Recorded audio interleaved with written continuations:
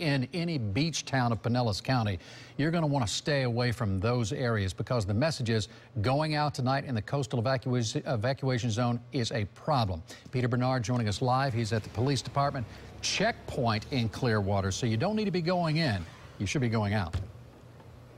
Right, and this is the first time I've seen this in all my years out here. Police behind me are checking for permits. You can see them behind me right now. They're even checking the buses that come through. If you don't have one of those permits, be prepared to explain why you need access. Last-minute preps are underway before Irma's winds make tasks like this impossible. I'm born and raised here, and this is far the scariest hurricane we've ever seen. Lindita Whaley and her family are boarding up, packing up memorabilia, and going to live with friends and family. Her husband cut plywood panels to cover their windows. We're hoping we have something to come home to, because it's a little nerve-wracking. This is a little scary. One of her neighbors has the same idea. He's hoping his waterfront condo is dry once Irma's winds clear out. Right now we're looking good, but obviously every time you guys do an update, it moves a little bit to the west. So I just want to be prepared and not doing it last minute. Hi, how you doing? You guys live or work out here on the beach?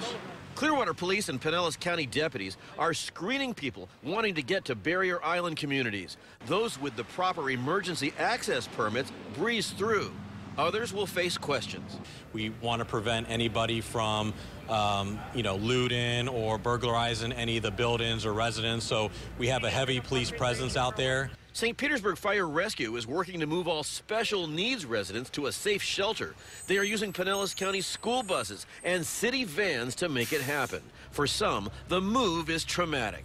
We're going to make it. We're going to make it through this. You're going to be all right? Don't cry.